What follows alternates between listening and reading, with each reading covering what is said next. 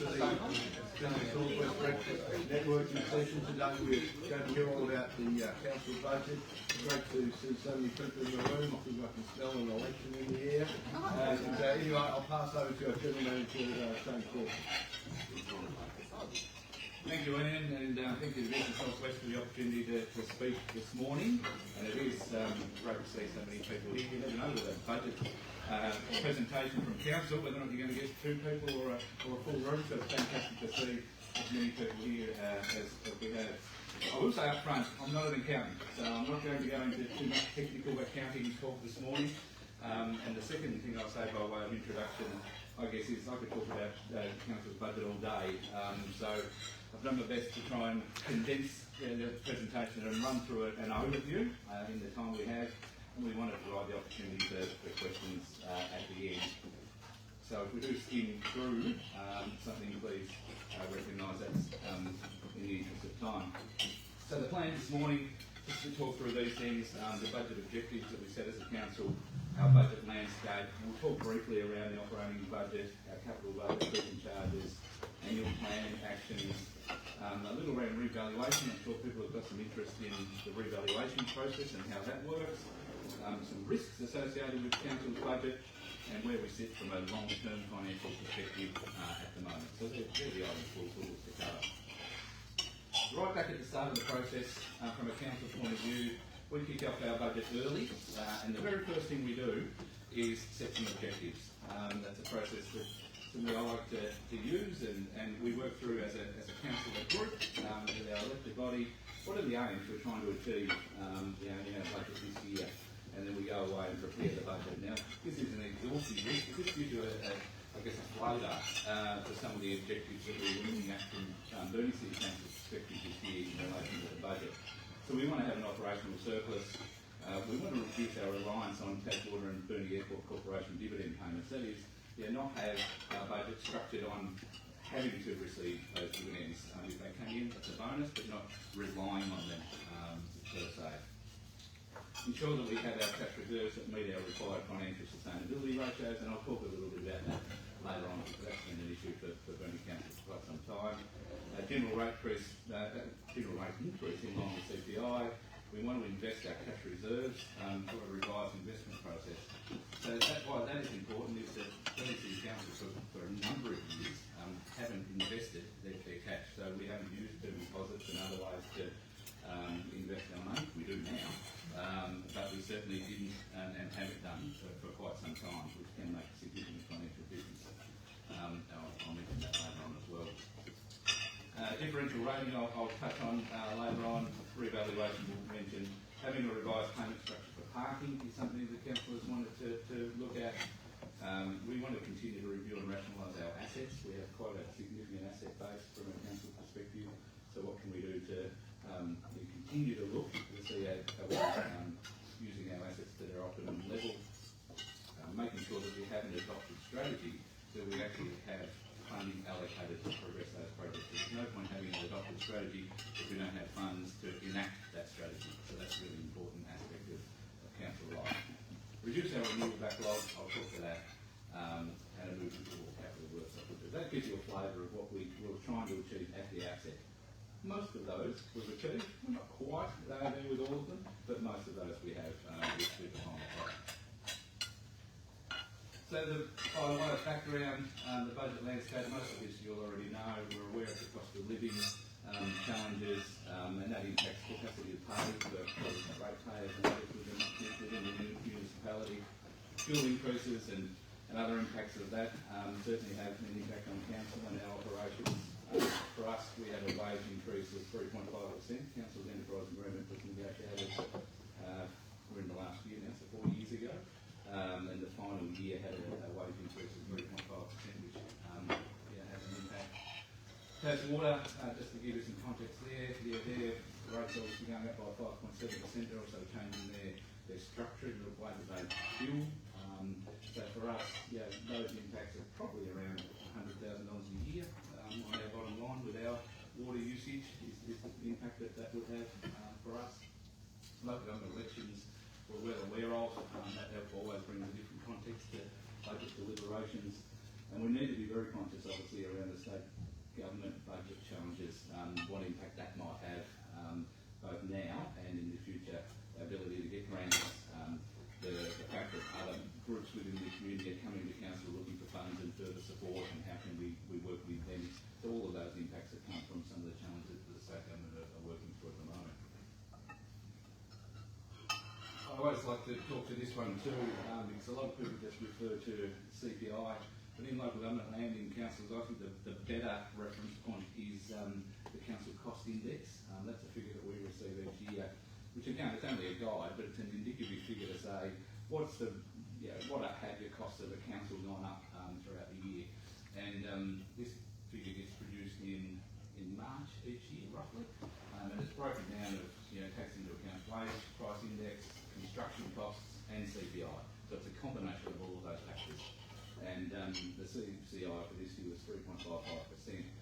At the end of April, because there was quite a bit of movement for CPI through that sort of March-April period, at the end of April, the council cost index came to about 4%. So what that's telling us is that from a council perspective, our costs generally sort of move around about 4%. So it's a good guide when you're looking at, setting a budget to see. I think it's a more relevant measure than what fuel CPI is. So it's a good guide for us and what we use. So getting into the numbers, and there are not too many of these slides, don't worry, around the actual numbers. You go, I'll see how the pointer works. We've got just two columns there. The details are in the little booklets that we've got on the tables for those that are here, and certainly all this information is available online, and I wasn't intending to, as I said, spend too much time on these slides. But we've got our forecast. Don't worry about that too much. The forecast figures, the one you need to look at is on the right-hand side, with annual plan and budget estimates for 2027. So what you can see, our rates bring in $34 million. Rates is about 72% of our income, for those that are curious. We've got our statutory fees and fines, which is building planning, those sort of regulatory fees that come in. User fees, so that's if you go to Burnie or parking or use a public hall, they're the user fees that come in. So about $5 million that comes in there through there. Operational grants, there are a range of grants that come in, financial assistance grants, multi-growth recovery and other grants that come into that space, about $4.5 million worth of operational grants. Interest is quite high at the moment because we've got significant cash in the bank, which we'll cover later on, so we're getting quite a good return on that investments that we have. Other income is our Taswater dividends that we receive. No, sorry, that's an investment income. Other income is more around rates, penalties or rent that we receive from buildings that we own. So you can see the amount that comes into that. So that gives you a bit of a breakdown and an understanding of what our revenue figures From an operational perspective, from the expenses point of view, there's really three big line items there. Employee benefits, which I'll talk to a little more in a minute. Materials and services, which is the cost of doing our business. Depreciation that we have to account for and use, and roughly that's what our capital budget should be each year. So we keep our assets renewed around that $30 million mark, and the rest of them fairly minor. The other expenses are where we put our councillor costs and fire levy and land tax and a number of those things go into that other expenses area. And if we're breaking down sort of the expenditure, for those that are interested, we can break this down in a number of ways, but roughly a fifth, or 20% of our funding goes towards roads. So that's where the bulk of council's funding goes towards, and you can see there, recreation, sporting grounds, parks and reserves, $16 for every 100 that we spend goes into that space. Waste management is a significant cost for council, and hopefully that sort of comes through there. Building facilities, maintaining our buildings and facilities, that's about 10% of what we spend our money on. Our corporate operations, and you can work your way down. A few years ago, when we did this exercise, community and economic development was fairly low. Arts and events and tourism was fairly low, but they're gradually creeping up as we start to bring and strengthen those areas of council. Rates, everyone always is interested in rates and where that's landed. for us this year, the general rate increase was 3.95%. That will be one of the stronger figures throughout the state, given some of those financial challenges that I've mentioned in the earlier slide. We have some other changes to our rating structure. Vacant land will go up slightly more than 3.95%, and I'll talk to that a little more in a minute. CBD properties, there was no increase proposed for the CBD for the second year in a row. There are some valuation impacts across all of these categories, but there will be a 0% general rate increase for the CBD. Overall, when you take into account growth, so extra houses within the community, a little bit extra that come in through vacant land, overall, council's rating income goes up by 4.86%. I think this is the slide a lot of people will be interested in, just to show the breakdown of rating. It's a little technical. But many councils, for example, will only have a general rate. So they work out what they need to receive from a rating perspective and then calculate back to a cents in the dollar. The top line, general rate. So what these figures show is that on the right hand side, for our general rate, we recover $6.1 million. And we charge, based on the valuation, 11.52 cents in the dollar to work that out. Over time, Burnie Council has chosen to bring in differential rates and have different categories, and that's what this highlights here. So if you're a primary production property owner, rather than paying $11.52 in the dollar this year, you'll pay 8.26 cents in the dollar, and we recover $1.3 million from primary production. Similarly, general residential properties, 7 cents in the dollar. Vacant land, so this is a new separate category. Vacant land in the last few years, when I talk about the increase of vacant land, has been classed or categorised within the residential area in previous years. So vacant land has paid the 7.16 cents in the dollar, but this year it's come out and we're charging at 11.52, the same as what the general rate is. So when I talk about the increase to vacant land, that's what the change has been. And people might say, well, why is the case? We want to encourage people to use vacant land. That's first and foremost. We want development. At the moment, we, as a council, we can't rezone additional residential land because of the perceived supply of residential land within Burnie. So having some proactive measures to try and encourage development or people to do something with their land, I think ultimately will make a difference. I can talk about that in a lot more detail if people are interested. And finally, the CBD, 12.85 cents in the dollar. CBD are paying close to double what residential properties pay. And so I think over the next 6 months, there's a question for council here: have we got this right? Is this the right structure? And are those figures and is that breakdown appropriate? And what is that best measure? I think there's some other rating areas that we've discussed during this budget process to consider. Do we move to a more fixed and variable rate structure? There's a number of things in this rating space that we need to look at. This year isn't the year to do it because we've got a revaluation. There's a number of other complexities. But next year, we've got a clean year. So it's a good opportunity to have a look at this structure and see is that set up in the right way.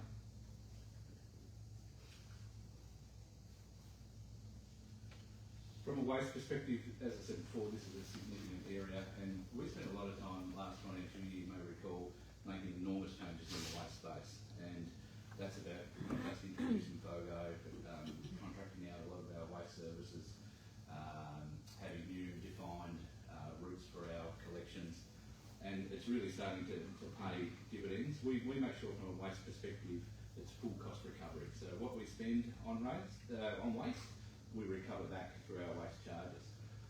So we have a number of waste charges that people receive in Burnie. There's a waste management service charge of $350. That's to cover the curbside collection, recycling and FOGO. We will manage to keep that rate the same as last year. However, FOGO was only 3/4 of the year last year, so this year it's a full year, so there's a slight increase there, but the actual rate is the same. The municipal waste charge, so that's what people pay for the waste transfer station and general waste management services. Everyone receives this charge, $200, whereas the first one, obviously you only receive that collection charge if you get the collection service. Whereas the second one everyone receives. Last year that was $197, that's moved to $200. And the landfill levy has moved significantly, so for every tonne of waste that goes to landfill, it was, I think, 40 odd, I don't quite remember the exact figures, $40 odd a tonne. This financial year is moving to mid-70s, I think, next year, so a significant shift in the waste levy. We on charge or pass some of that on, obviously to our residents. Last year that was $25 and that's moved to $35. So again, we're still subsidising a fair bit of that, but there has been a slight movement there. So overall, when you think about the fact that our contracts for managing waste have gone up by CPI 5%, fuel costs for collection services are significant. Our ability to hold these costs pretty well as they are, including that big change to the waste levy, I think is a really strong result for us. So we're really pleased with how waste has come in as a result of the changes that were made at the back end of last year. Wages, just to give you some detail around wages, the 2026 budget was $12 million. For those that have a sharp eye, you would have seen in the earlier slide, our forecast was significantly less than that. We've been having significant vacancies at council for quite some time. Our wages are going to finish, $700,000, $800,000, $900,000 under budget this year because of vacancies. We're now, for the first time in a number of years, have full capacity. So we have all our positions filled, which will make a significant difference. But just to talk you through that, $12.6 million on wages. I've mentioned the 3.5% increase.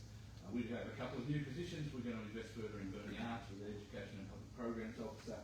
It's really important that I think as a council we continue to encourage traineeships and apprentices and giving opportunities for young local people. So we'll provide some opportunities for undergraduate engineering students through the January-February school holidays. We're going to put on a trainee painter and we'll look for further opportunities in that space. We'll also have a project manager coming to look after a lot of our capital programs. But most importantly, whilst this looks a little bit technical down the bottom, capital transfer of wages 1.1 was 1.2. In essence, what that means is, from a workforce point of view, in previous years we've had a number of staff, particularly our outdoor staff, allocated to our capital programs, project work, and that has taken them away from doing the day-to-day tasks. And so we're moving now our staff back into the day-to-day. So where people notice the difference, the cleaning of the CBD, the maintaining the roads, the cleaning the culverts, those sorts of activities that at times our staff have been focused on capital delivery, capital projects. There's now a deliberate shift back to having more of our workers working on the day-to-day, which means we will have to contract out some of those project jobs.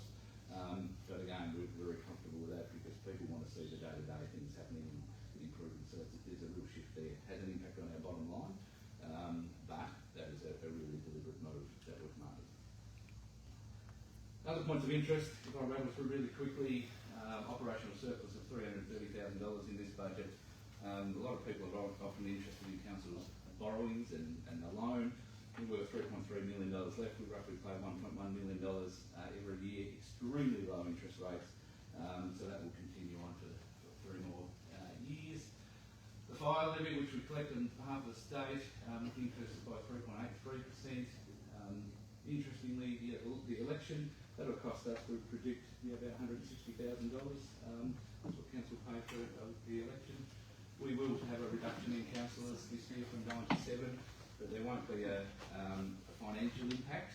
Essentially, the costs will be shared between the 7 as opposed to 9, so that won't make an impact on our bottom line per se. I did want to mention Burnie Arts. Burnie Arts has genuinely exceeded our expectations in terms of their mode of patronage since opening. That's been significant, and so that is having a very positive impact on our bottom line, particularly the last financial year that we're in now. So we hope that continues to go from strength to strength. What hasn't happened, I guess, we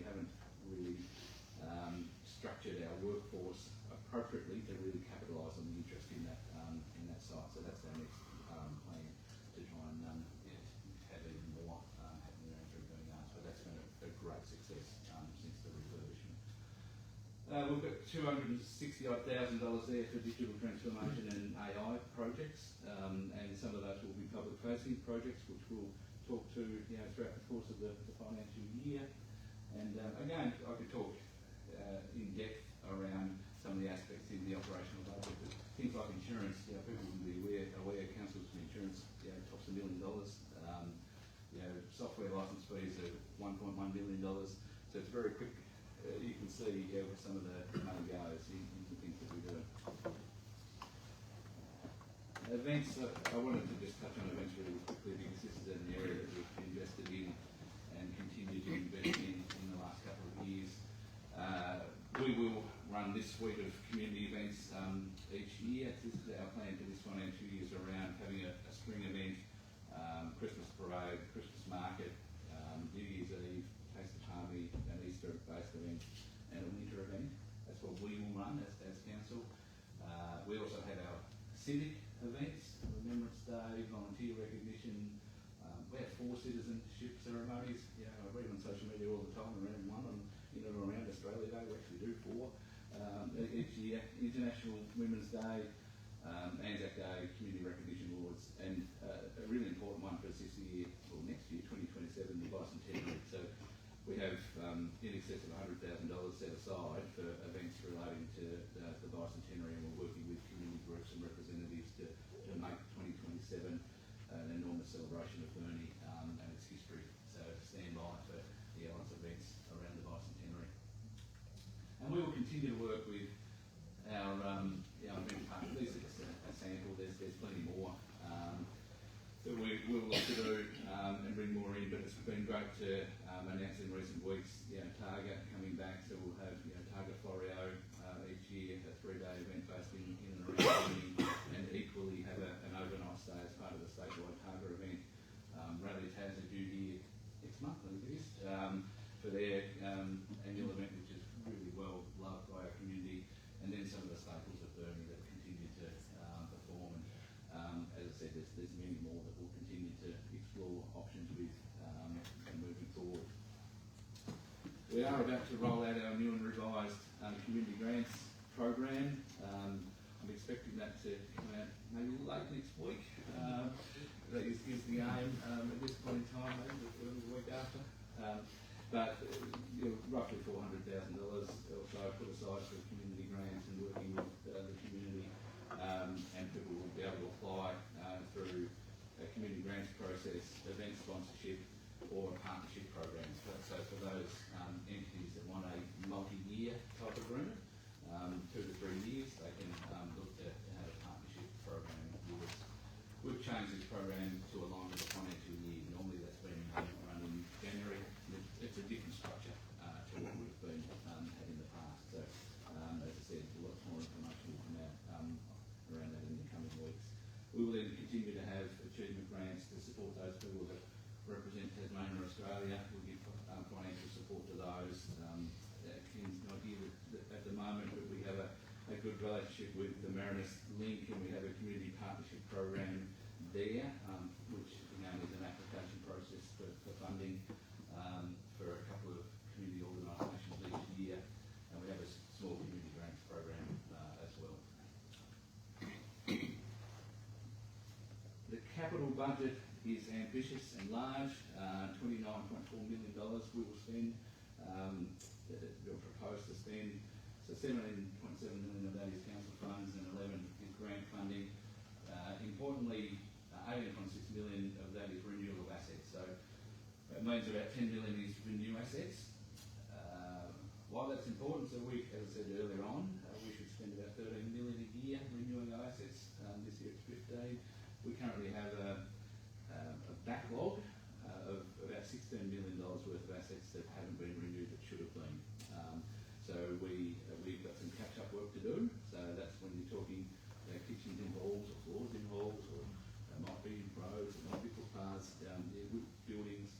We've still got a backlog we're working towards, but this year is a significant step in eating away at that backlog, so moving in the right direction. Most of this information has been publicised around what's in our capital budget. $5 million for the CBD improvements. We've got a $3 million job to convert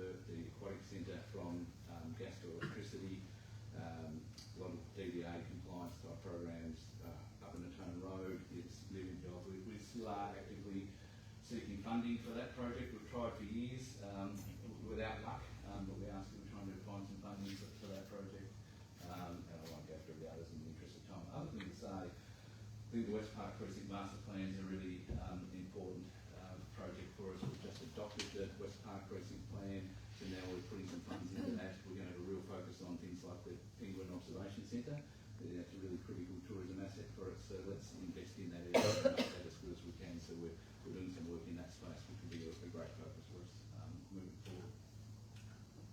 Oh, I should have, the last one there on that list was roadside slashing and heavy plant equipment. Not so exciting, but I think it's a great story of where council's underinvested in recent years and the impact of that. So if you don't spend your money on your shoulder maintenance and you cut out your weed spraying and those sorts of things which council has done in recent years, it means when you go to do your roadside slashing, it's taking us twice as long as it should, and it's also a lot harder on our equipment. So now we're back on track with some of that general maintenance activities. It means that activities like roadside slashing can be done in a more expedient manner.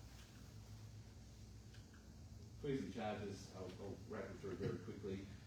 CPI across most fees. A couple of highlights there. We've got lifetime dog registrations available this year for the first time. Our cemetery reservation fees have been reduced significantly, cut back by about 2/3, to have it a little more parity to other councils.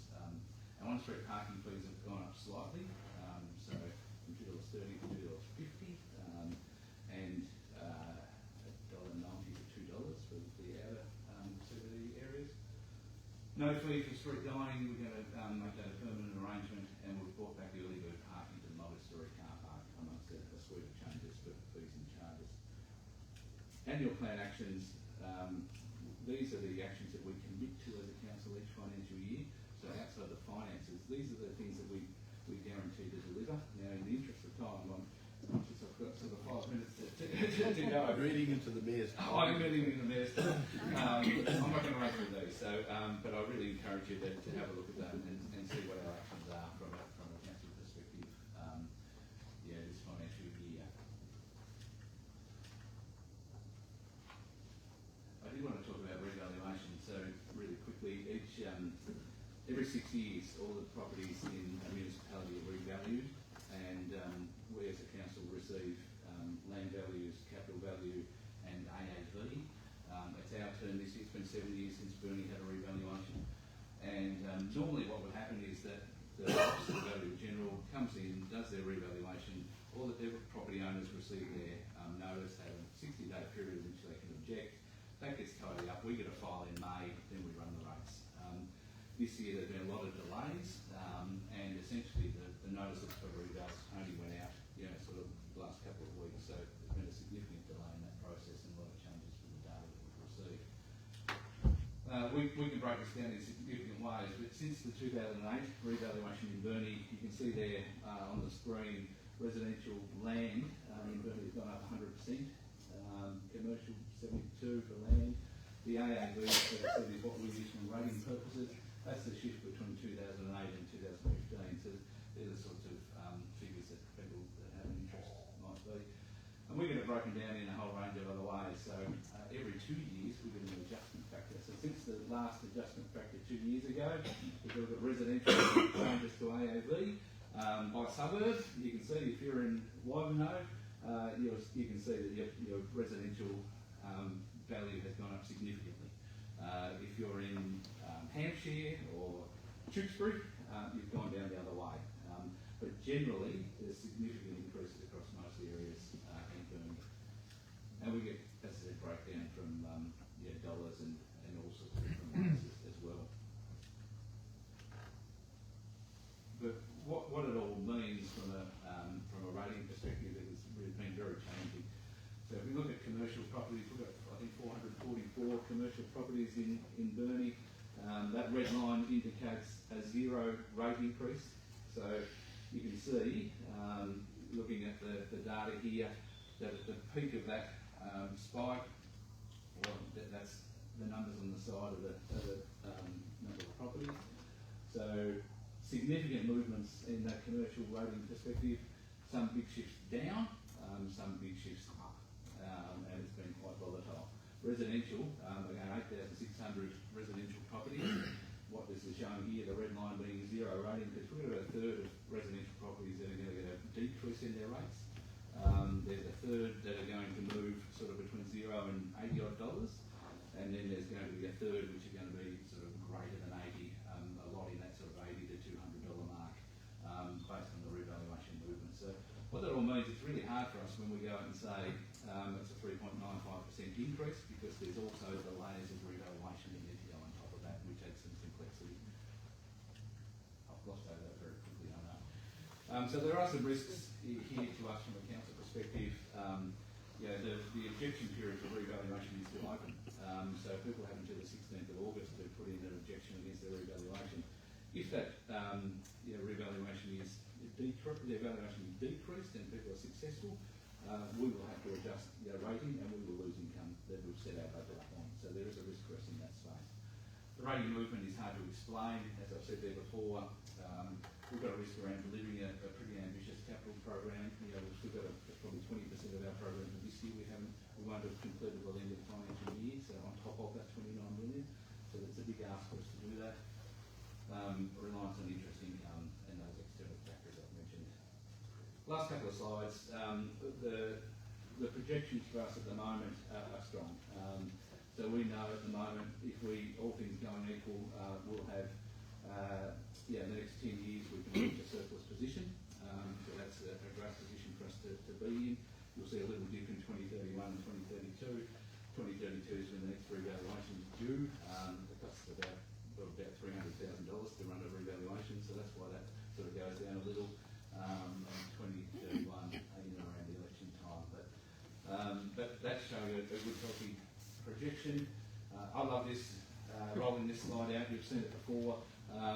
And this is a report from the Auditor General from 2024, and it shows your available cash, so unrestricted cash. And you can see that we as a council are meant to hold between 3 and 6 months cash in order for any unanticipated events.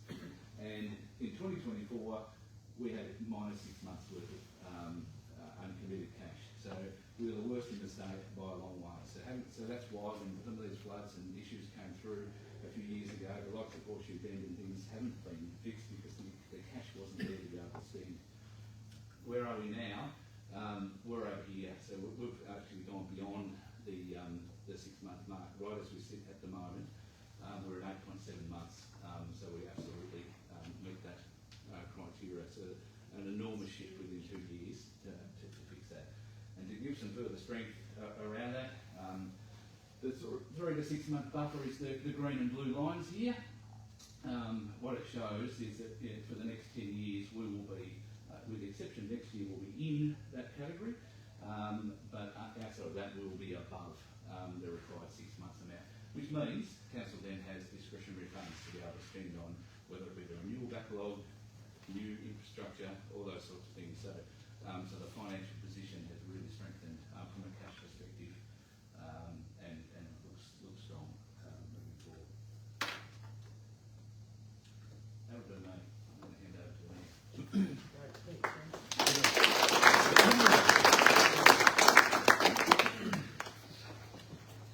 Well, I certainly understand that some of you may need to go, so I'll only be 5 minutes. If you'll permit me to share with you some of the exciting things that our city is now presiding over. It's always a thrill when we get an opportunity to come and share some of what Burnie is up to, and I hope that you've understood more deeply today the exciting transition that we have now taken as a city.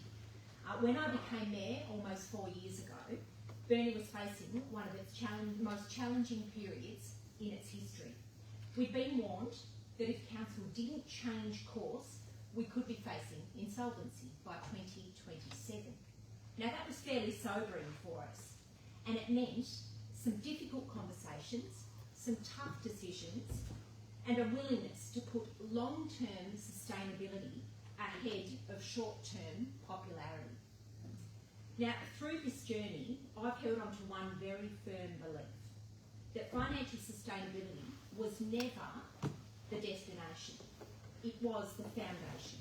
The purpose of restoring council's financial position was never to just simply produce a healthy balance sheet.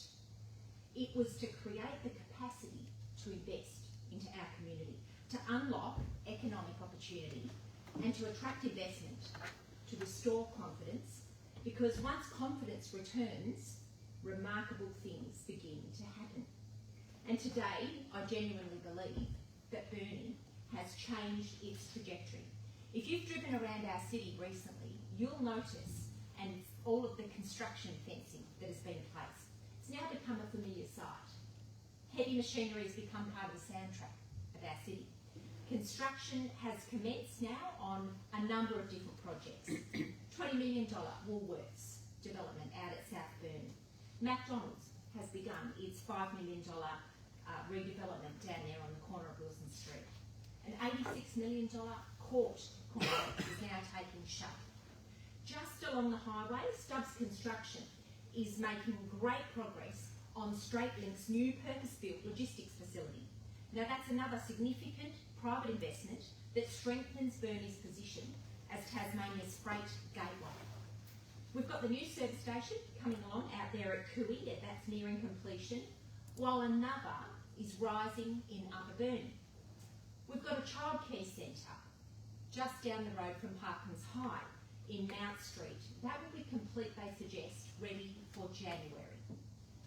The Northwest Mental Health Precinct up at the hospital, a $40 million precinct, that will offer 22-bed inpatient unit and significantly improve the mental health services for our region.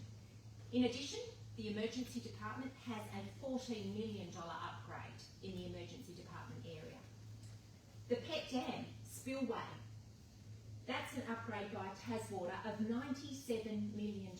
Now that's significant, and that's to ensure the water supply for Burnie and surrounding areas continue with strength into the future. Critical infrastructure change up there. Pentark Wood Optimisation Hub. You'll notice that Burnie recently approved a development application up there on Massey Green Drive. That is expecting another 60 jobs of manufacturing pallet grade timber. The Northwest Support School, they've got a $14 million project of upgraded facilities and a hydrotherapy pool that will service not only the students but community outside of school hours. Tasrail, they're doing an $18 million expansion to boost storage capacity on the port. MMG, now whilst they're not within Burnie, they've committed $57 million to accelerate further exploration down at Rosebery Mine. Now their head office is here in Burnie with 60 employees working in the CBD. The pursuit of that mine is significant here at Burnie. That impacts us for the positive. The Burnie Health Hub, $24 million, led by Jack Muir-Wilson. That continues to expand, improving access to healthcare right across the Northwest Coast, and importantly, transforming what was becoming a derelict building up there at Morville Road in the old university building. Our foreshore continues to evolve with 2 new playgrounds, improved public space, and the removal of the sections of old railway line, helping to reconnect our city with its waterfront. Of course, we've got the $17.3 million from the state government to improve and enhance our CBD. That continues to roll out, improving a more beautiful, attractive and accessible place for our CBD. Looking ahead, we've had recently, Wellers Inn has been purchased by UTAS for student accommodation, and that works towards our goal of being a vibrant city with more residents living within the CBD area as we evolutionise what our CBD is to become. Now Marinus Link is edging much closer, the $3.8 billion project that stands to revamp the whole Northwest Coast. We have had the tribunal hearing. There was an appealant for that. That DA was approved by Burnie City Council. It's gone to tribunal hearing. We should hear by the end of this week if that has been overturned. And they would likely start Marinus on the site at Haybridge, potentially even next week. As soon as we've heard, actions are go for Marinus. $3.8 billion project. HIF, absolutely in the game. They remain committed to Burnie as the preferred location for Australia's first commercial scale facility. e-fuels facility here in Burnie, so $1 billion factory. Our port is another powerful example of Burnie's momentum.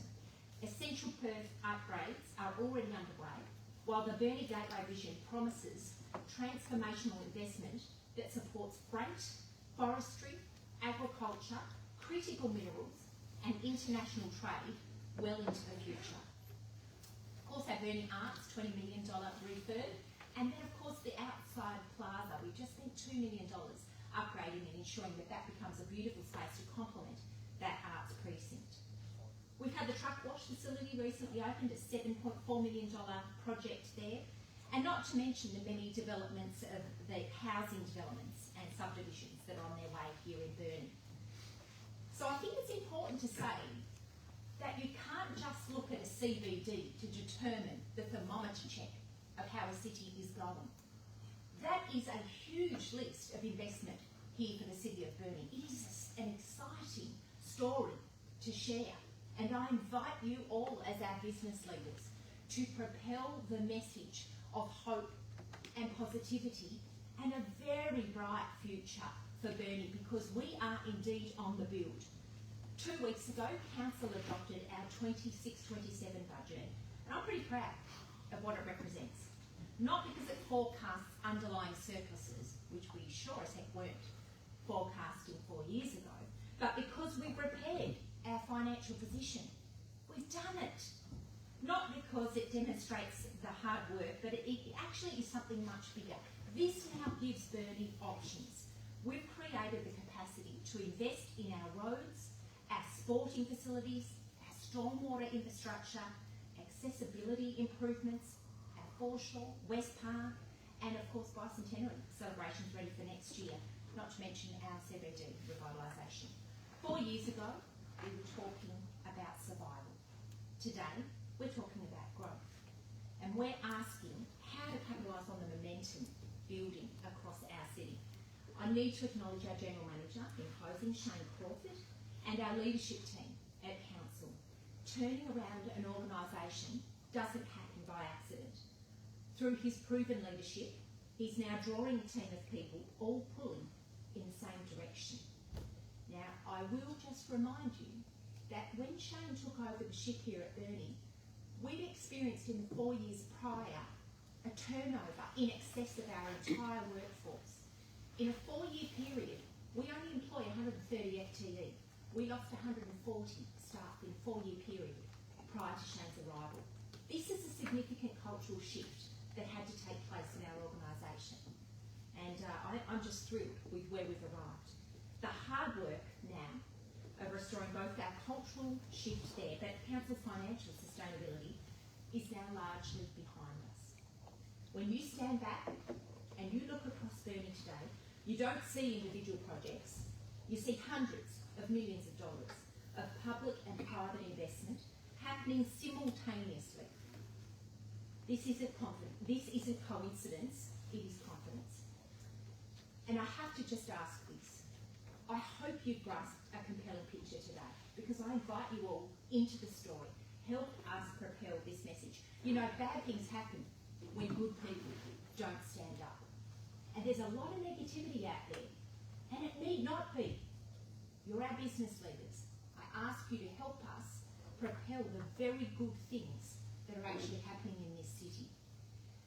The exciting work of building Burnie's future is now well underway, and while we've achieved an enormous amount over the past 4 years, I genuinely believe that Burnie's best chapter is ahead of us. So I'm going to invite Shane back to field your questions, particularly around the budget and the forecast. But thank you so much for a full room today. It was a thrill to hear that we had a sold-out room. We didn't know we'd attract that many people, so yeah, thank you so much.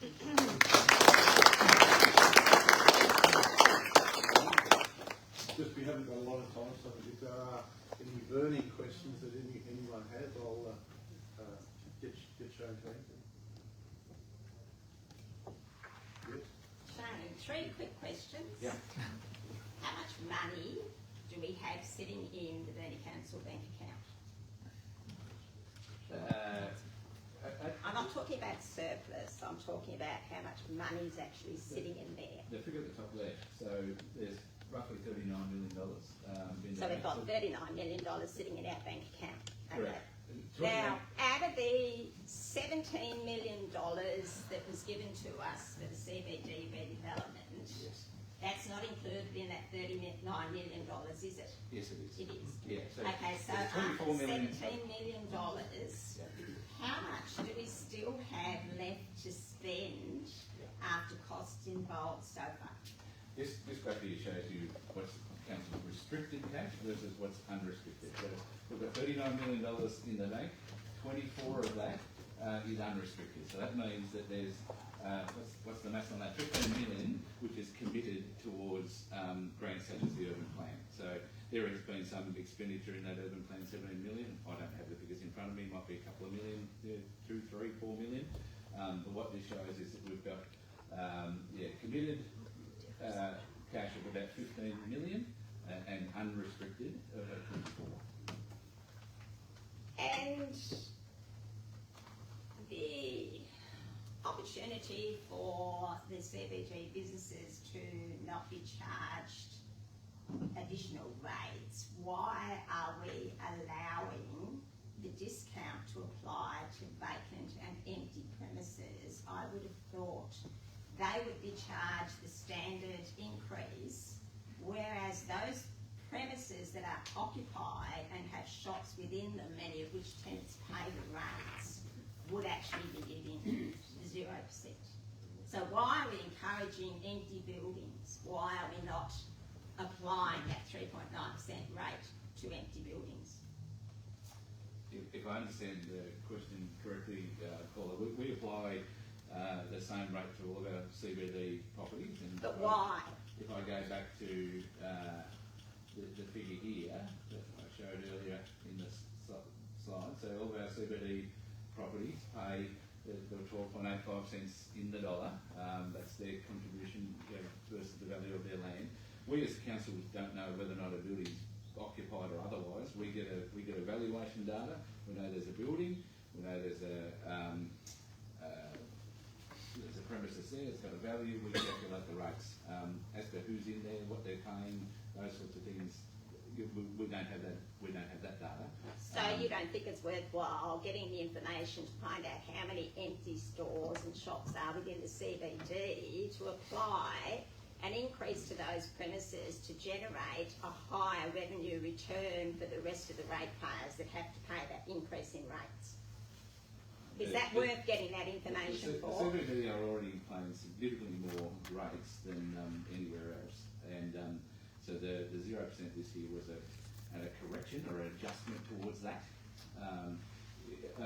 Again, if you're talking about incentivising, trying to fill shops and fill stores, there's a whole range of measures that council can do. The last couple of years, as I said, we've looked at 0% to try and a step in that direction, but there's certainly, it's a suite of measures that will improve CBD occupancy and not just pure rating. There'll be a whole range of things that need to be taken into account. And that 0% does not apply to businesses at Cooey or Upper Burnie or out at White. That's correct. Why? That's the way that the residential structure is set up. The rating structure, differential rating structure is set up. Just to clarify, Shane, what Paula's saying, if she's got tenants out there that are willing to rent some of my vacant shops, I'm quite happy for her to give them my number and they can come and see. Perfect. Okay. Thank you. We've gone well over time. Thank you very much, Timmy. Thank you very much, Shane. Pleasure. And please join me.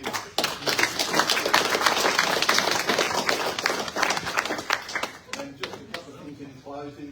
We have a lunch next Friday, Friday week here with the Minister for Employment and Workplace Relations, Amanda Rishworth. So tickets available on codafix.com for that. And one last thing, just on council elections, something I've been pushing out there on the radio and in our newsletter, businesses can have a vote. There is a general manager's role. So if you live in Burnie and pay rates at home, or for your home, and you have a business, you can also get a vote for that business, but you need to apply for it through the council website, and or come and see me and we'll sort that out for you. So Thank you very much and have a great day. Thanks.